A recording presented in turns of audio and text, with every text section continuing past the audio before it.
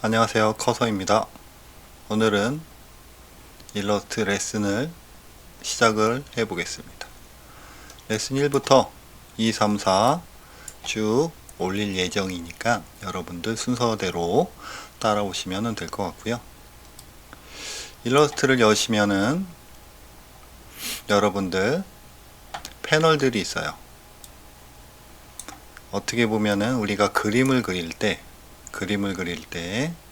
팔레트도 필요하고 물감도 필요하고 뭐 연필도 필요하고 붓도 필요하고 그런 미술 재료들이 모아 있는 곳이라고 보시면 됩니다.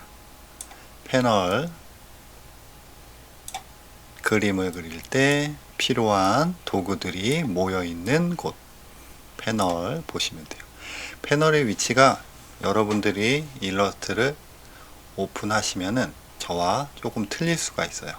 그렇기 때문에 순서대로 보시면은 작업 영역 설정 7번 보시면은 작업 영역을 설정하는, 그러니까 패널들의 모양을 저와 여러분들이 똑같이 위치시키는 작업을 7번째 시간에 할 테니까요. 그때 똑같이 맞추시면 되고요. 천천히 순서대로 따라오시면 될 것 같습니다.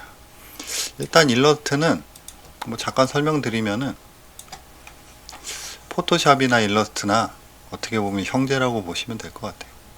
일러스트는 편집 작업을 많이 하고요. 포토샵은 사진 편집을 많이 하죠. 그죠? 두 개의 형제 프로그램.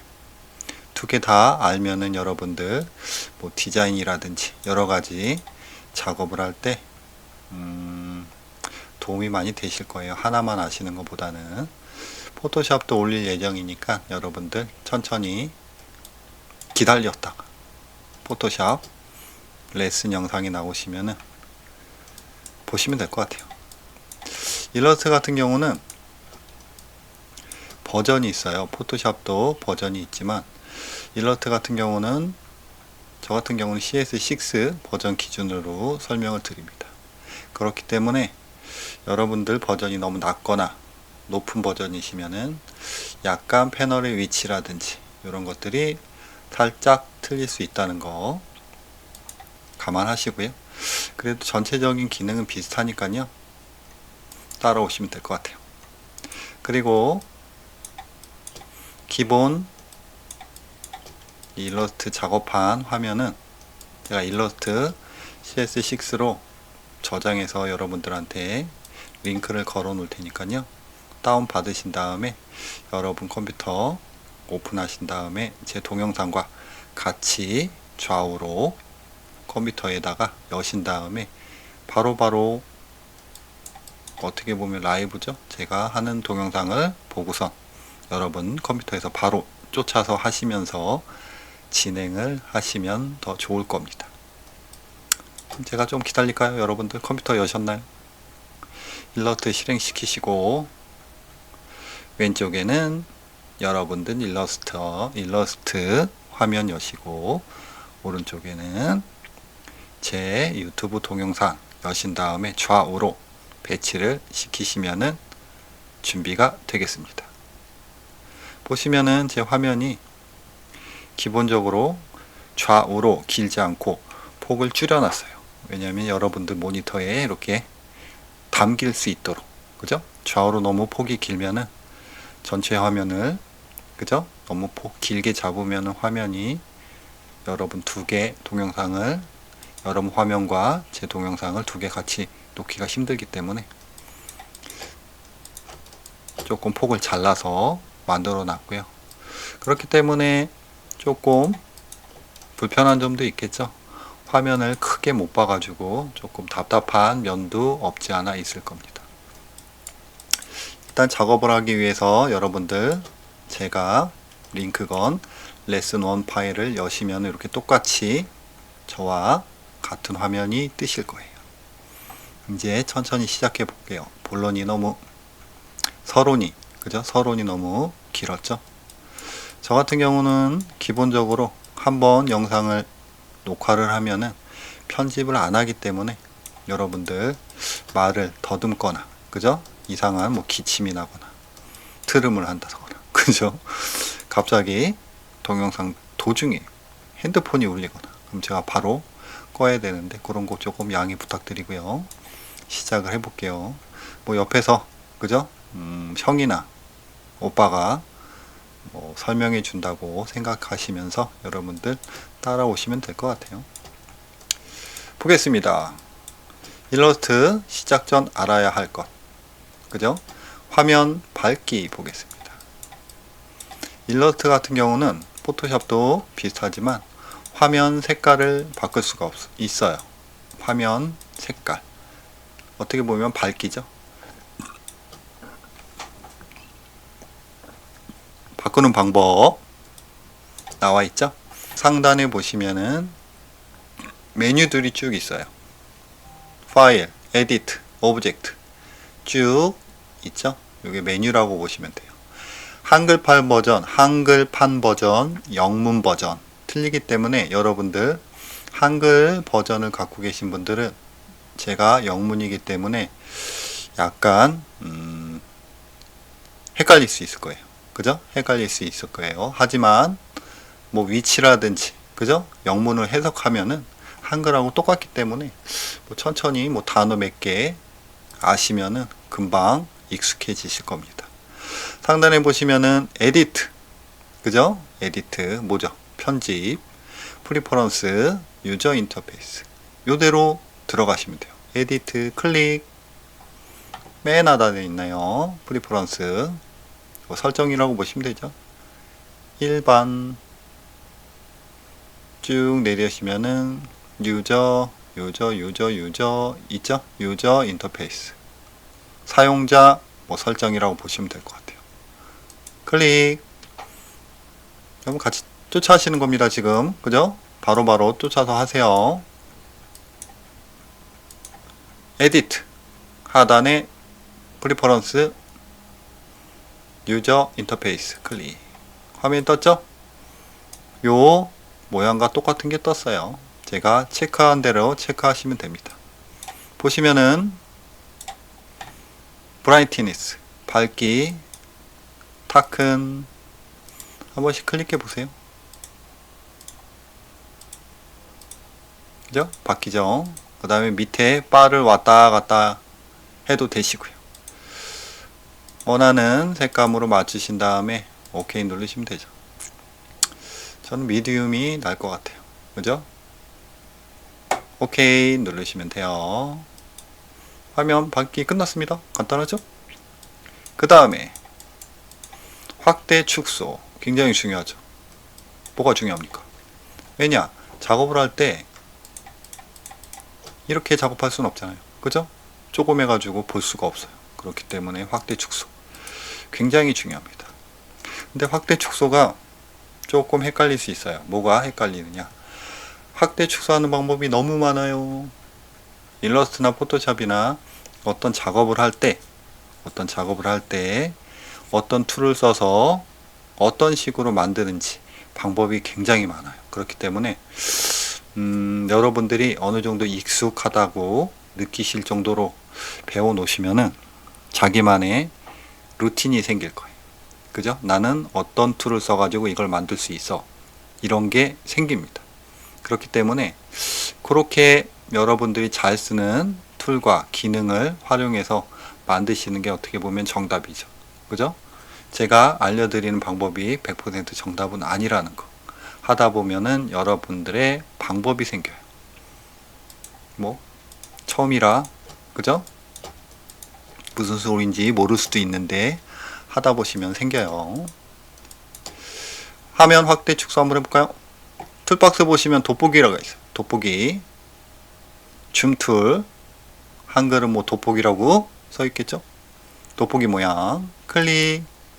한번 클릭하게 되면 마우스 요 커서, 저도 커서죠. 커서 모양을 보시면은 플러스 모양이 되어 있습니다. 무슨 뜻이죠? 확대하겠다는 뜻입니다. 이 커서 모양을 여러분들이 작업을 하실 때 유심히 보시면은 막 바뀌어요. 그걸 유심히 보셔야 됩니다. 괜히 바뀌는 게 아니에요. 돋보기로 변했을 때 마우스를 클릭하면 확대겠죠. 클릭, 클릭. 너무 쉽죠? 클릭, 클릭. 그러면은 나는 축소하고 싶어요. 그럴 때는 플러스 확대의 반대 기능이죠. 일러스트는 반대 기능을 Alt키로 작업을 많이 합니다. Alt키. 여러분 키보드 하단에 좌우로 긴 스페이스 바 버튼 왼쪽에 있는 ALT 버튼을 꾹 눌러볼게요. 눌렀죠. 누르니까 커서 모양이 플러스에서 마이너스로 바뀝니다. 무슨 뜻이죠? 축소하겠다는 뜻이죠. 결론은 Alt키를 꾹 누른 상태에서 마우스를 클릭하시면 축소해요. 띄면 플러스 모양 확대. Alt키를 꾹 누른 다음에 클릭하시면 축소. 너무 쉽죠? 그리고 예를 들면 왼쪽 하단에 마우스를 위치한 다음에 플러스 모양이 됐을 때 클릭하면 뭐죠? 확대인데 왼쪽 하단을 중심으로 커져요. 이런 식으로. 그죠?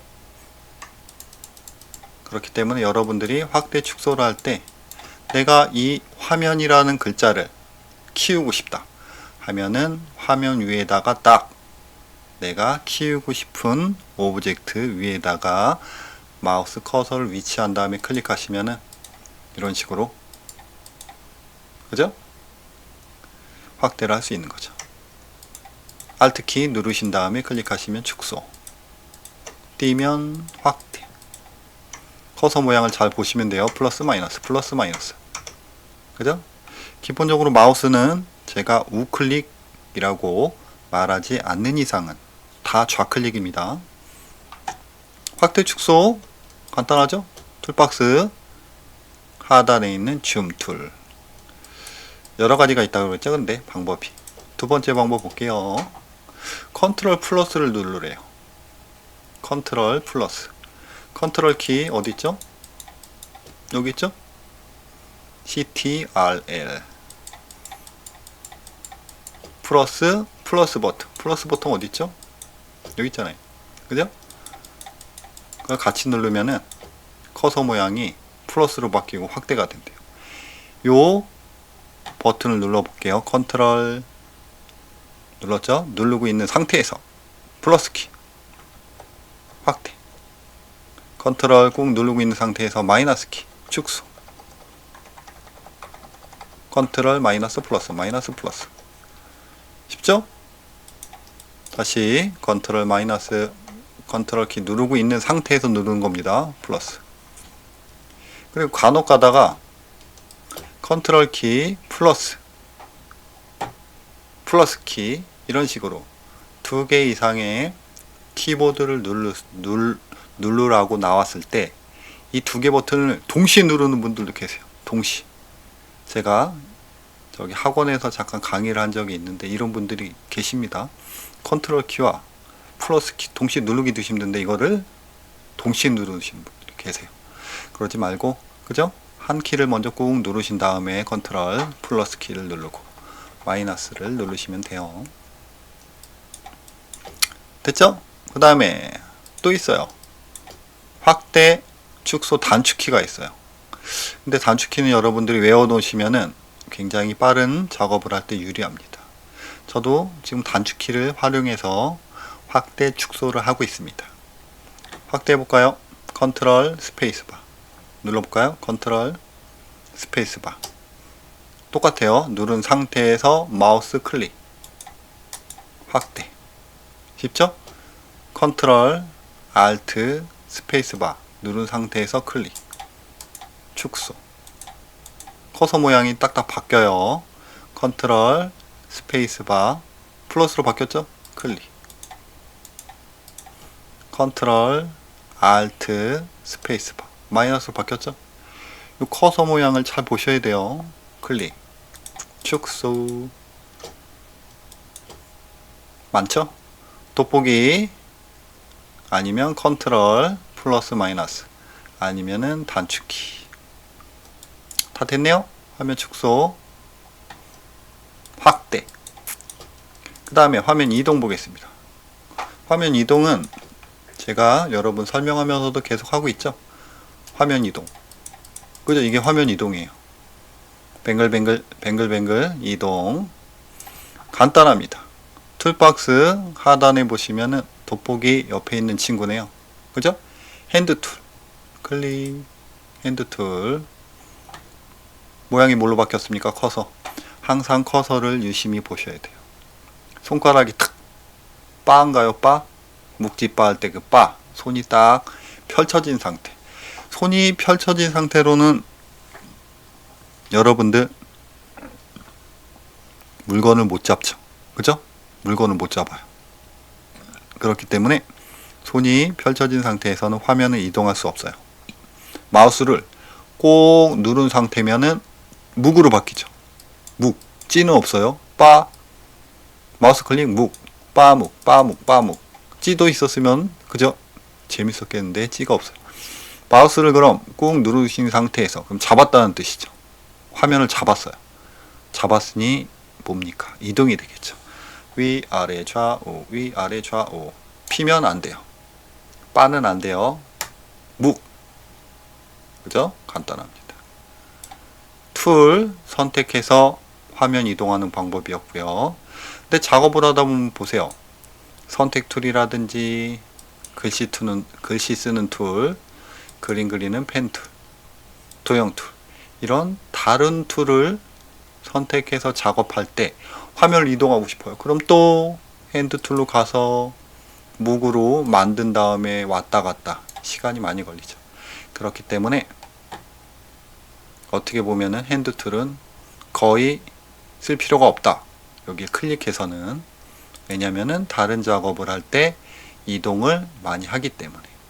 선택 툴을 선택한 다음에 화면을 이동 한번 해볼게요. 그럴 때는 스페이스바, 그죠? 스페이스바가 핸드 툴 역할을 해요.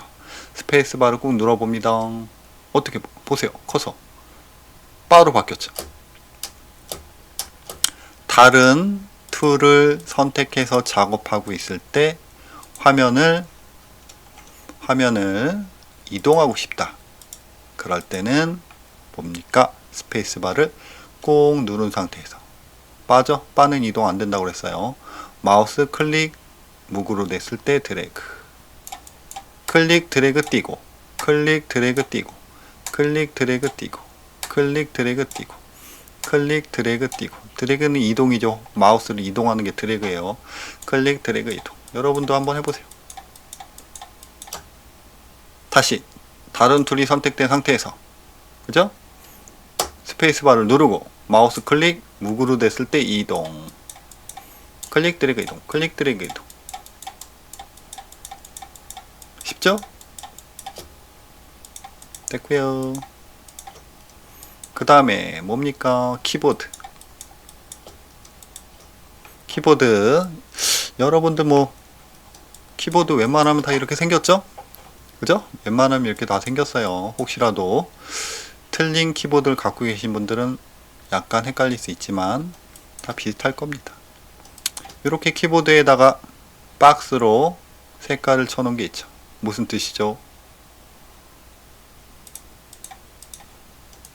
중요하다는 뜻이죠. 그죠? 중요하다는 뜻이에요. 자주 쓰고 중요한 키를 체크를 해놨습니다. 이름을 살짝 살펴볼까요? 이거 무슨 버튼이죠? 이거? 왼쪽으로 된 화살 표시. 백스페이스 버튼. 백스페이스. 그 다음에 밑에 보시면은 괄호 열고 닫기가 있어요. 그죠? 열고 닫기. 열고 닫기. 방향키. 상하 좌우. 상하 좌우. 제가 방향키 상으로 된 방향키 위쪽 방향키 누르세요 하시면 이거 누르시면 돼요. 하단 누르세요. 그죠? 괄호 열기 누르세요. 닫기 누르세요. 그죠? 백스페이스 누르세요. 백 버튼이라고 볼게요. 백 버튼. 백 버튼, 백스페이스 바. 캡스락, 시프트, 컨트롤, 알트. 요 정도 많이 쓰입니다. 굉장히 중요해요. 컨트롤, 알트, 시프트 키 누르세요 하시면 이거 세 개를 다 누르시면 돼요. 동시에 누르실 필요는 없고. 키보드 살짝 알아봤고요. 그 다음에 기본 단축키 보겠습니다. 일러스트나 포토샵이나 단축키를 알아놓으면은 속도가 향상되겠죠. 너무 많이 알아도 여러분들 헷갈릴 수 있으니까 초반에는, 그죠? 초반에는 조금 뭐 머리 좋으신 분들은 외우셔도 좋지만 초반에는 너무 많이 외워도 헷갈릴 수 있으니까 기본적인 것 순으로 알아두시면 좋을 것 같아요. 단축키는 뭐 당연히 써있죠. 빠른 작업을 하기 위해서 쓰는 거고요. 단축키의 종류를 보시면은 기본적으로 일러스트에서 포토샵도 거의 똑같죠. 많이 쓰는 단축키 Shift, Ctrl, Alt 각각의 기능이 있습니다. 컨트롤은 일러스트에서 컨트롤은 모든 단축키에 포함돼요. 모든 단축키 그 다음에 Shift는 정비율, 우리가 어떤 오브젝트를 만들어서 크기를 조정할 때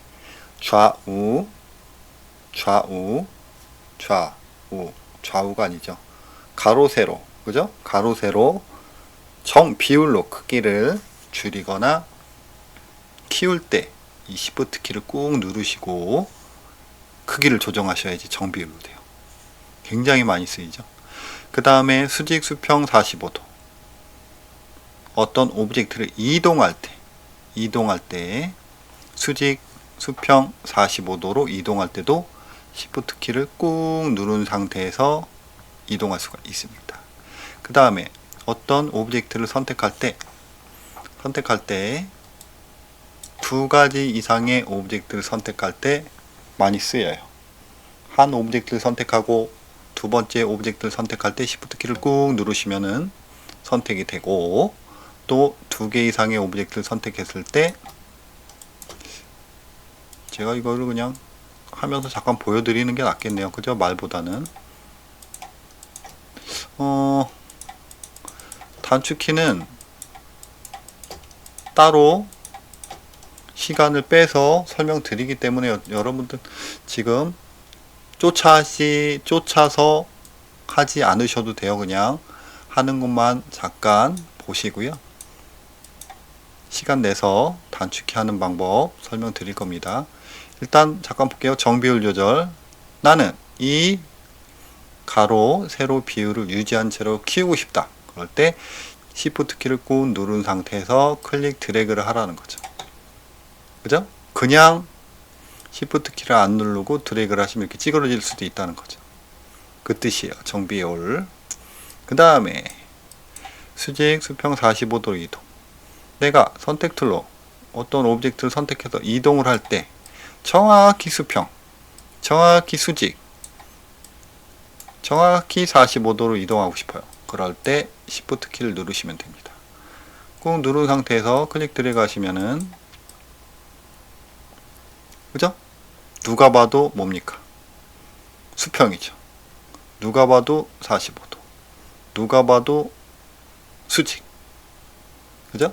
그 다음에 선택할 때 나는 이 세 개 오브젝트를 선택하고 싶어요. 하나 선택됐죠? 그럴 때 Shift 키를 누른 상태에서 클릭 하면 이렇게 두 개 이상의 오브젝트를 함께 선택할 때 쓰입니다. 함께 선택하면은 제외도 할 수 있어요. Shift 키를 누른 상태에서 가운데 파란색을 클릭하면 선택이 해제되죠. 그죠? 이런 식으로 중복 선택과 해제를 할 수 있다. 그 다음에 Alt키. Alt키, 지금 일러스트에서 많이 쓰는 단축키 설명드리고 있습니다. Alt키는 반대 기능. 반대 기능, 아까 잠깐 했었죠? 줌, 둘 클릭, 플러스 모양으로 됐을 때 클릭하시면 확대. 나 반대로 축소하고 싶어요. Alt키죠.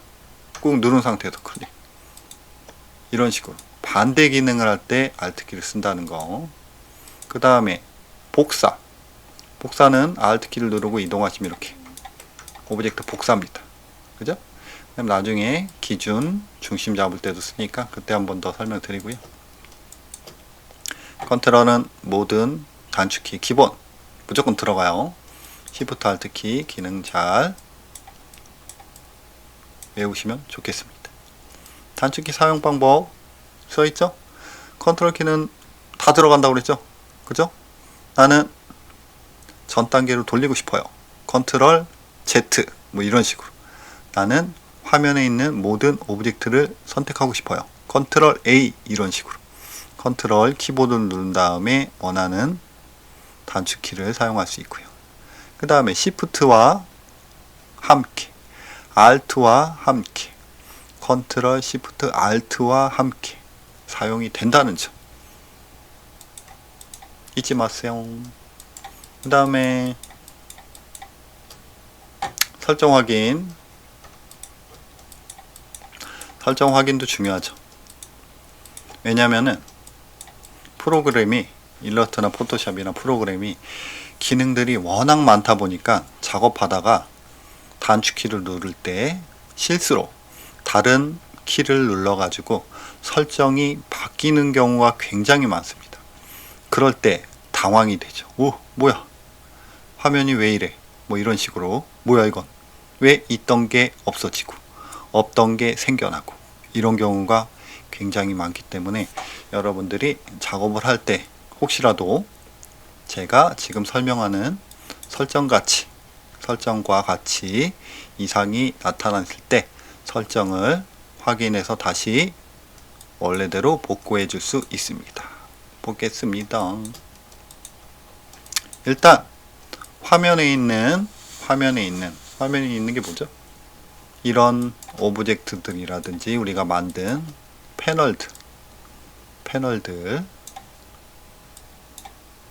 이런 것들 화면에 있는 것들이 많죠.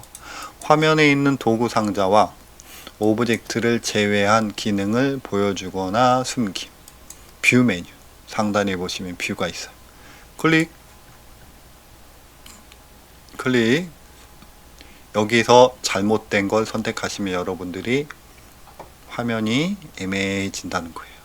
뷰 만약에 화면에 뭐 이상한 게 생기거나 없어졌다. 그럴 때는 뷰를 의심해 봐야 됩니다. 이 뜻이죠. 보겠습니다. 내가 작업을 하다가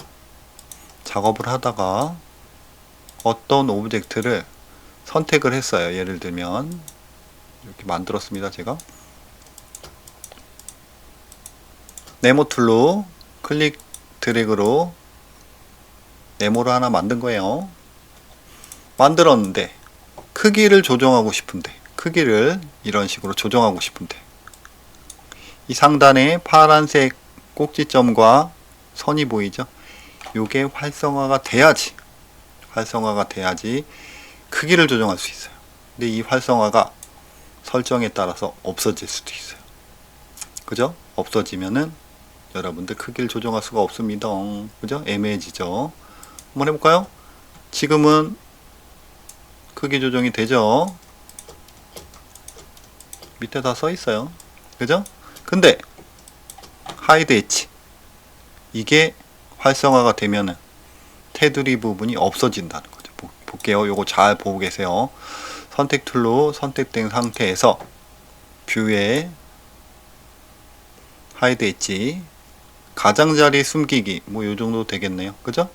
클릭 뭐가 없어졌어요.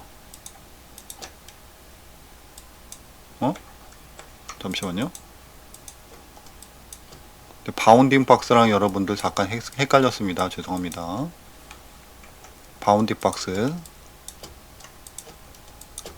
밑에 거부터 설명드릴게요. 위 거 아니고 밑에 거 이거 똑같이 생겨가지고 제가 헷갈렸어요. 이 바운딩 박스가 있어야지 크기를 조정할 수 있다는 거예요. 이렇게. 근데 바운딩 박스가 없으면은 크기 조정을 할 수가 없습니다. 볼까요? 뷰에 바운딩 박스 숨기기가 있어요. 하이드 바운딩 박스 컨트롤 Shift 컨트롤 B죠. 여러분들이 작업하다가 이 단축키를 잘못 누르면은 없어진다는 거죠. 클릭 없어졌죠. 그죠? 아까 무슨 점 같은 게 있었는데 없어졌죠. 이러면 어떻게 됩니까? 크기를 조정할 수가 없어요. 그죠? 굉장히 중요해요. 내가 어떤 작업을 하다가 오브젝트를 선택했는데 바운딩 박스가 없어졌다 하시면 크기 조정을 못하고 작업을 할 수 없기 때문에 뷰에 화면에 있던 게 없거나 없던 게 생긴다. 뷰 봐야겠죠. 쭉 내리면 쇼 바운딩 박스, 바운딩 박스를 보여주다 누르시면 생겼죠. 요게 생겨야지 크기 조정이 된다는 겁니다. 굉장히 중요하겠죠? 잊지 마시고, 제가 다 체크해 놨으니까 나중에 문제가 생기면, 같은 문제가 생기면 한번 오셔가지고 보시면 되겠죠. 그 다음에 오브젝트의 엣지, 끝, 가장자리, 모서리, 테두리 선, 뭐 같은 뜻이죠. 숨기거나 보여주는 기능. 선택한 오브젝트, 아까 잠깐 했었죠. 하이드 엣지, 뷰에 엣지 숨기기 컨트롤 H, 작업하다가 잘못해서 컨트롤 H를 누르면 없어지는 거죠. 가장자리가 이런 식으로 가장자리가 없어지면은 여러분들 컨트롤 H, 그죠? 엣지 숨기기 보이기 꼭 체크하셔야 되고요. 컨트롤 H 생겼죠? 컨트롤. 요 가장자리는 나중에 작업하시면은 제가 설명드리겠지만 있는 게 좋아요. 있는 게, 그죠? 이 숨기기로 되어 있는 것보다. 됐고, 그 다음에 요게 좀 애매합니다. 요게 일러스트에서 입체적인, 어떻게 보면은 원근감을 살린 그런 건물을 만들 때나 쓰는 퍼스펙티브 그리드, 원근감 격자 도구라는 게 있어요.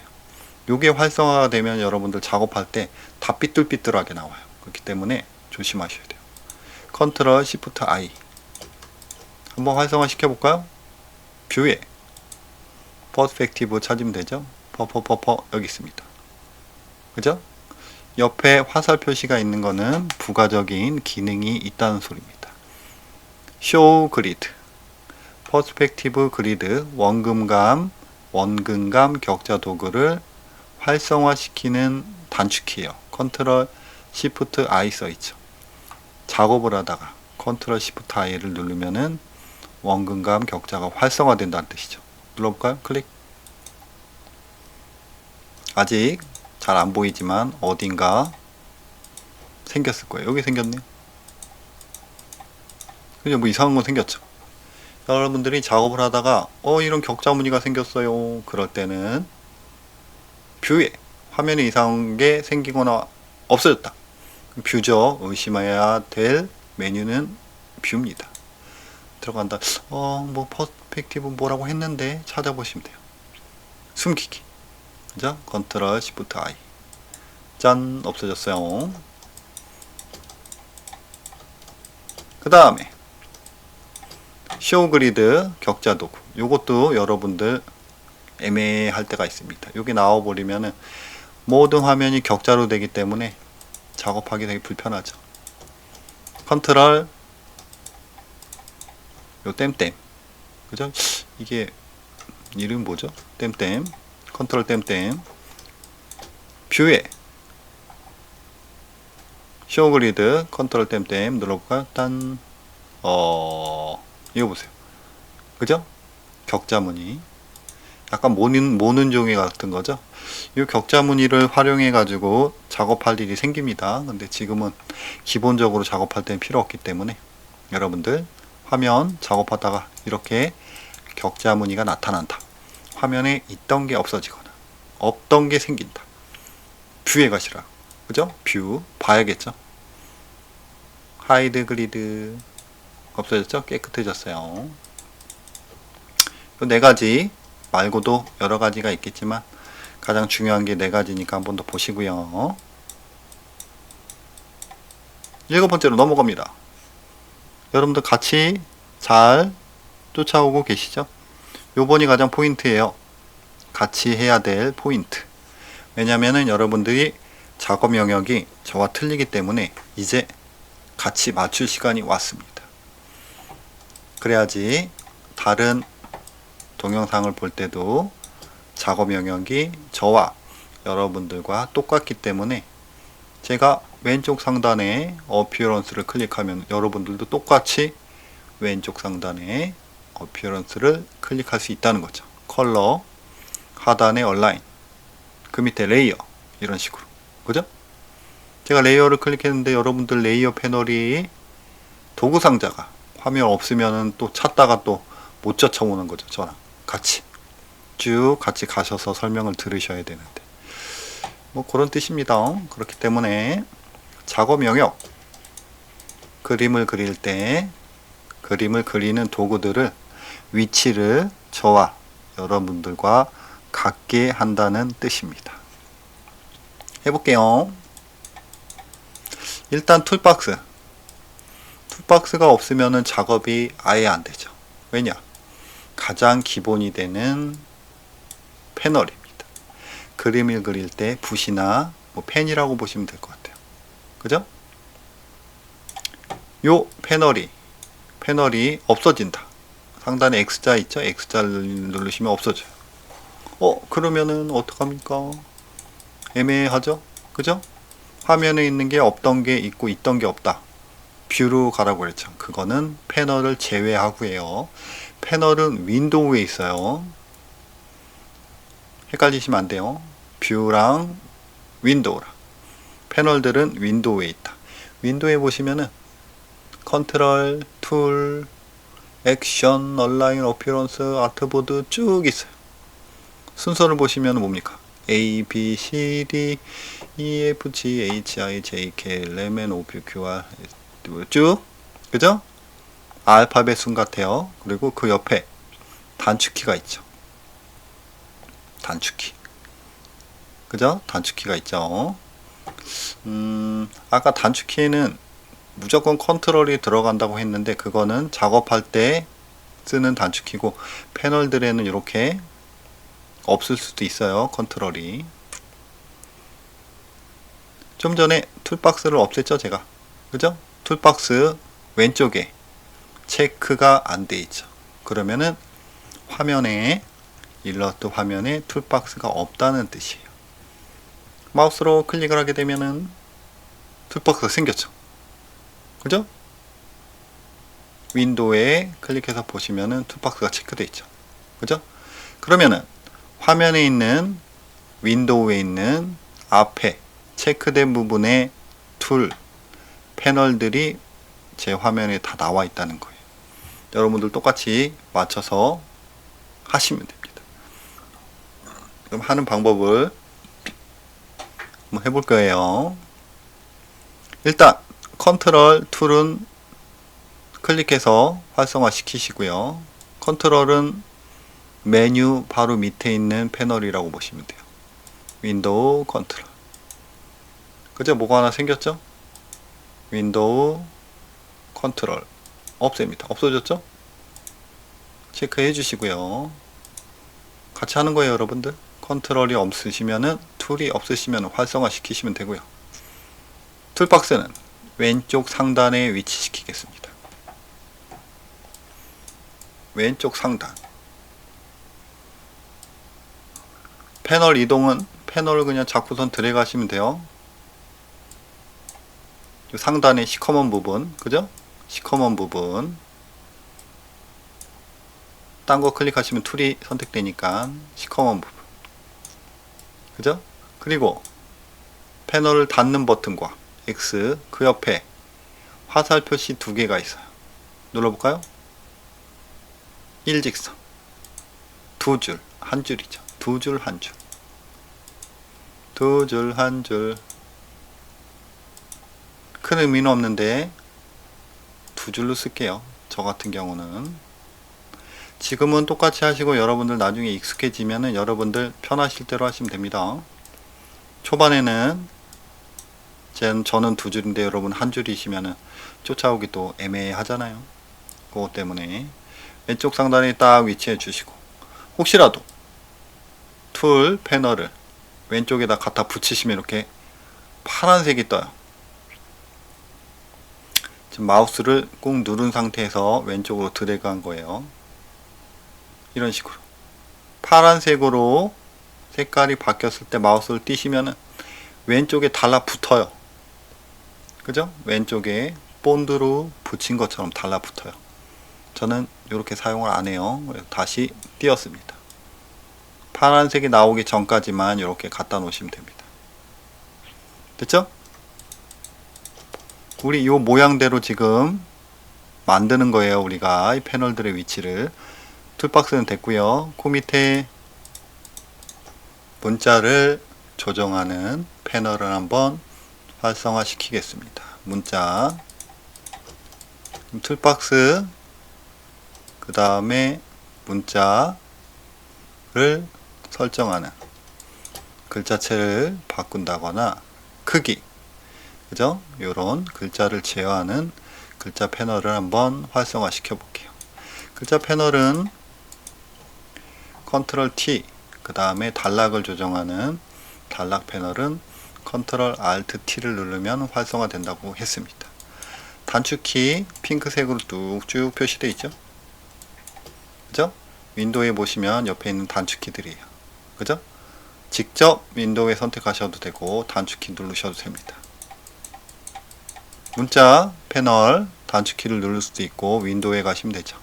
문자 같은 경우는 약간 헷갈릴 수 있는 게 문자는 윈도우에 타입에 들어가 있어요. 타입에 그죠?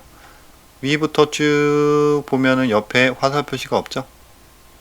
확장이 없는데 타입은 옆에 화살 표시가 있죠. 여기 들어가시면은 캐릭터 문자 패널, 글자를 제어하는 패널, 글자 상자라고 보시면 돼요. 그 밑에 파라그라피, 컨트롤 알트 컨트롤 T, 글자의 좌측 정렬, 우측 정렬, 뭐 이런 거를 담당한다고 보시면 됩니다. 기본적으로 저 같은 경우 이 두 개를 활성화 시켜 놓습니다. 눌러볼까요? 클릭.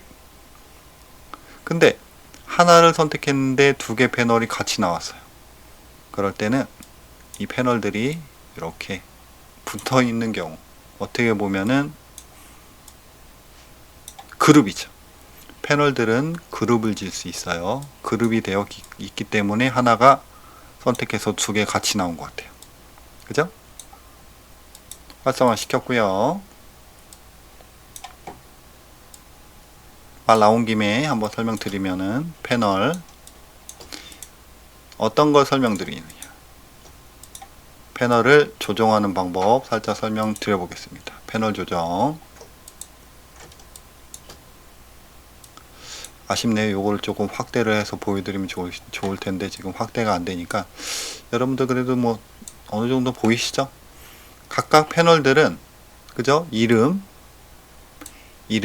이름을 클릭하거나 상단에 조금 진한 박스를 선택해서 이동하시면은 이동할 수 있고요. 그죠? 이동할 수 있어요. 그 다음에 X를 누르면은 없어지고, 왼쪽 삼각형 두 개를 누르시면은 이렇게 확장, 뭐 숨김, 뭐 이런 기능이죠. 이런 기능이 가능하고요. 그 다음에 두 개의 패널을 이동해서 붙일 때 이렇게 파란색으로 떠요. 클릭, 드래그. 난 두 개의 패널을 합치고 싶어요. 살짝 올리고 이렇게 파란색으로 활성화 됐을 때 마우스를 놓으시면 이렇게 붙습니다. 두 개가 붙어서 그룹이 이루어졌어요. 두 개의 패널을, 두 개 이상의 패널을 그룹을 시킬 때는 파란색만 기억하시면 되죠. 이런 식으로 캐릭터랑 단락 패널을 두 개를 붙여서 왼쪽 하단에 이동시키면 되겠습니다. 여러분들 같이 하시는 거예요. 그 다음에 각각의 패널 이름을, 명칭을 더블 클릭을 하게 되면은, 지금 더블 클릭하는 거예요. 한 번, 두 번, 한 번, 두 번, 한 번, 두 번, 한 번, 두 번, 한 번, 두 번, 숨겨진 옵션이 활성화가 됩니다. 잘 안 쓸 때는 이렇게 조그맣게 해놨다가 쓸 때 클릭해서, 그죠? 활성화 시키시면 되죠. 그죠? 다 활성화되면 화면이 패널들로 다 꽉 차니까, 그죠? 저는 한 요 정도만 해놓을게요. 그죠? 왼쪽 하단, 화면 왼쪽 하단에 위치시켰고요. 좀 요 모양대로 만드는 거예요. 그죠? 좌우 폭은 좁지만 여러분들 작업할 때는 좌우 폭이 넓겠죠?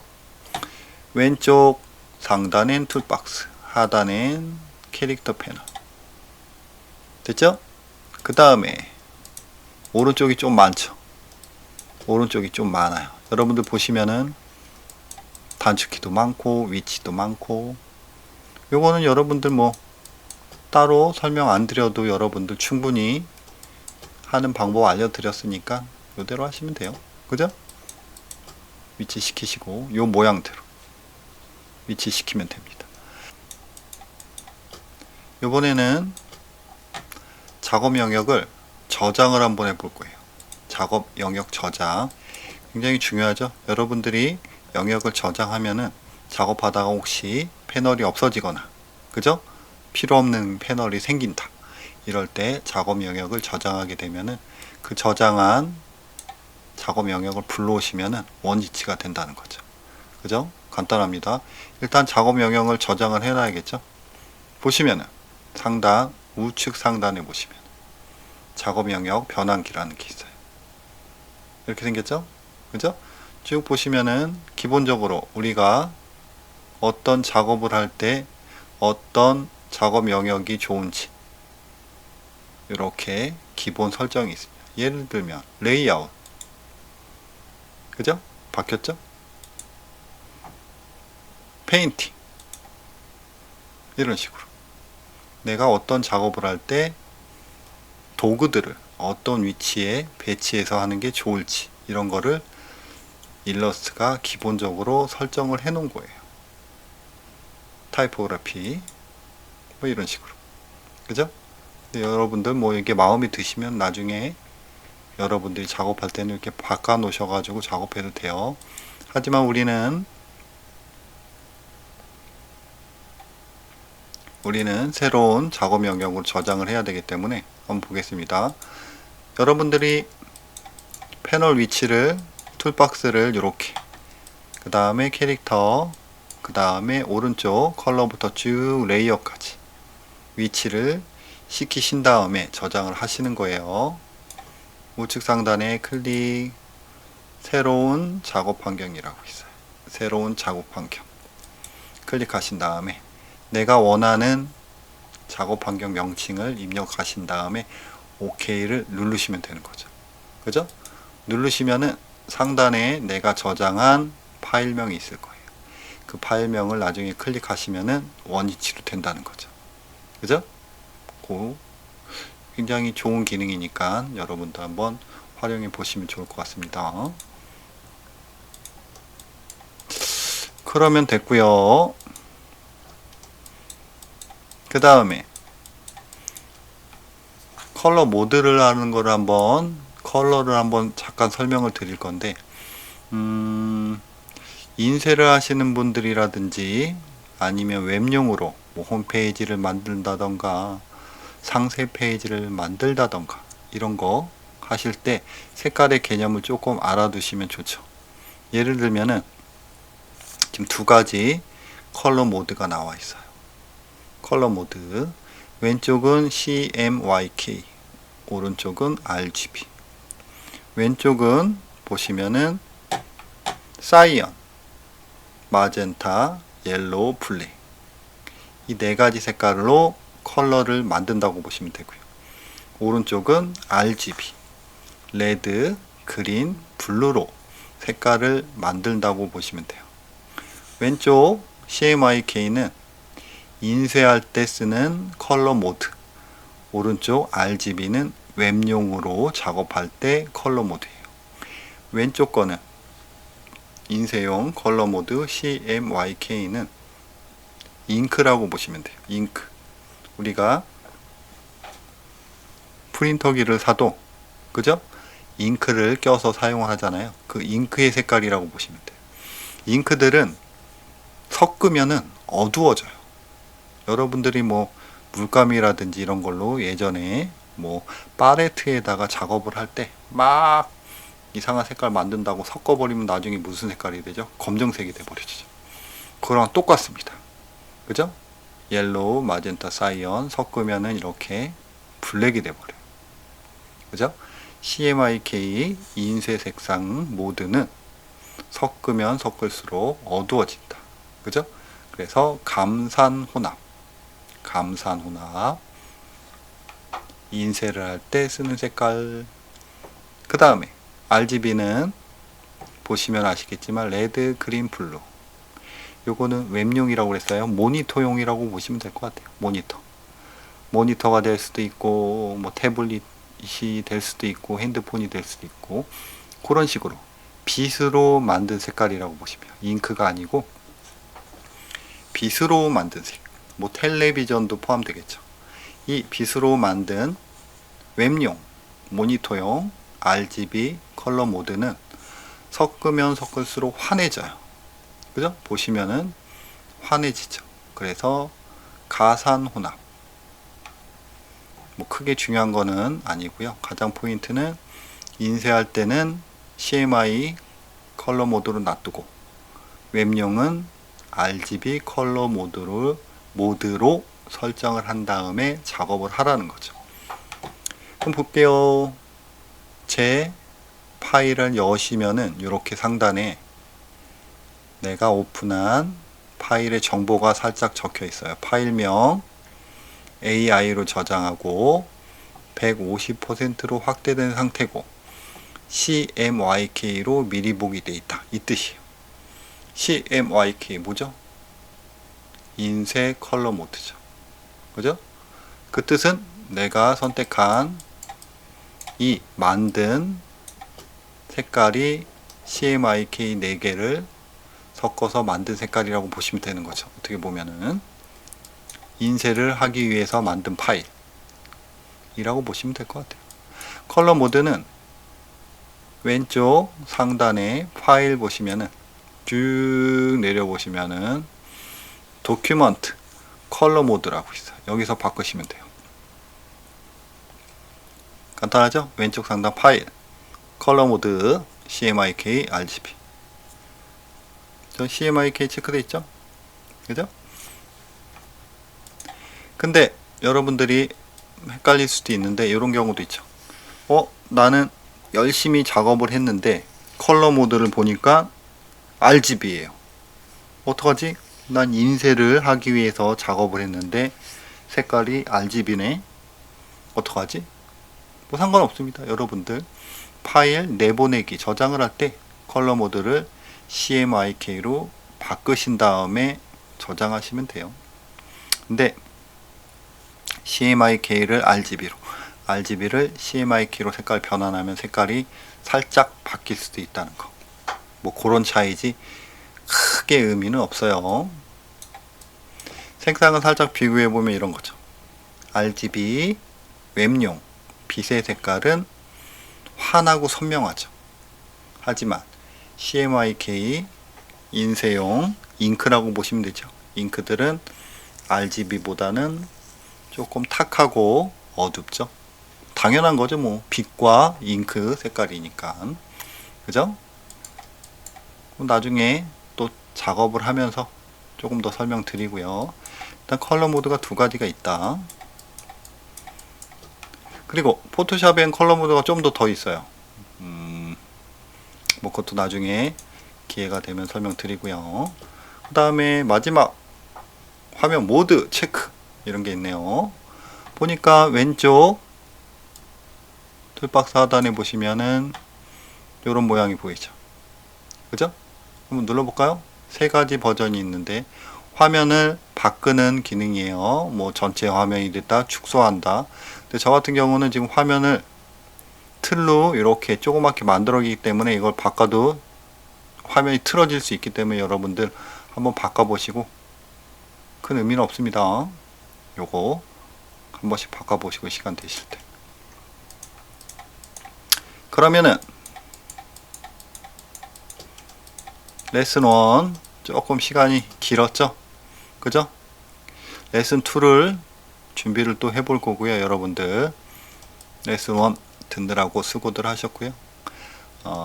혹시라도 궁금한 거나 있으시면 댓글 남겨주시고 레슨 2 시간에 다시 봐요.